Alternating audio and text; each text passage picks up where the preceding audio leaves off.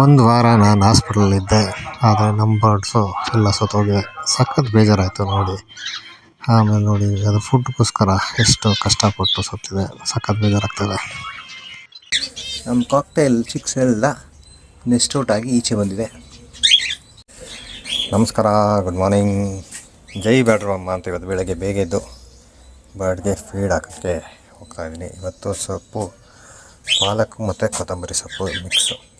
So ನಾನು 10 ದಿವಸ health problem ಇದ್ದ ಹೊಸ ಅಪ್ಡೇಟ್ ಮಾಡಿಲ್ಲ, ಎಷ್ಟೋ ಜನಕ್ಕೆ ಕರೆಕ್ಟಾಗಿ ರಿಪ್ಲೈ ಮಾಡಿಲ್ಲ, ಏನೂ ಮಾಡೋಕ್ಕಾಗಿಲ್ಲ. ಸೊ ಇವೆಲ್ಲ ಮಾಡ್ತೀನಿ. ಜೊತೆಗೆ ಖುಷಿಯಾಗಿರೋ ಒಂದು ವಿಷಯ ಇದೆ ಖುಷಿಯಾಗಿರೋದು, ಇನ್ನೊಂದು ದುಃಖದಾಗಿದೆ. ಖುಷಿ ವಿಷಯ ಏನಪ್ಪ, ನಮ್ಮ ಕಾಕ್ಟೇಲ್ ಚಿಕ್ಸ್ ಎಲ್ಲ ನೆಸ್ಟ್ ಔಟ್ ಆಗಿ ಈಚೆ ಬಂದಿದೆ 2. ಇನ್ನೊಂದು ಒಳಗಡೆ ಇದೆ. ಅದು ಖುಷಿಯಾಗಿರೋ ವಿಷಯ.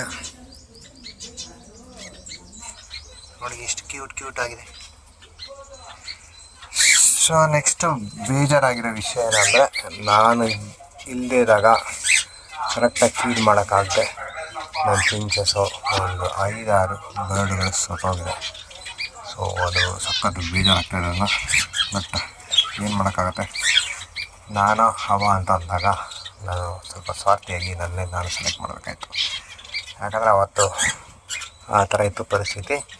ಸೊ ಎನಿವೆ, ಇವತ್ತು ಬೆಳಗ್ಗೆ ನಮ್ಮ ಹುಡುಗ ನೋಡಿ ಸ್ವಲ್ಪ ಖುಷಿ ಆಯಿತು. ಸೊ ಅದನ್ನು ನಮ್ಮ ಹತ್ರ ಶೇರ್ ಮಾಡ್ಕೊತಾಯಿದ್ದೀನಿ. ಈಗ ಬನ್ನಿ ನಮ್ಮ ಹುಡುಗರಿಗೆಲ್ಲ ಪಾಲಕ್ ಹಾಕೋಣ. ಯಾಕಂದರೆ ನಾನು ಒಂದು ವಾರದಿಂದ ಕರೆಕ್ಟ್ ಸಾಫ್ಟ್ ಫುಡ್ ಇಲ್ಲದೆ ಎಲ್ಲ ಇದಾಗ್ಬಿಟ್ಟಿದೆ. ಇನ್ಮೇಲಿಂದ ಇದನ್ನೆಲ್ಲ ಮತ್ತೆ ರೆಡಿ ಮಾಡಬೇಕು. ಓಕೆನಾ?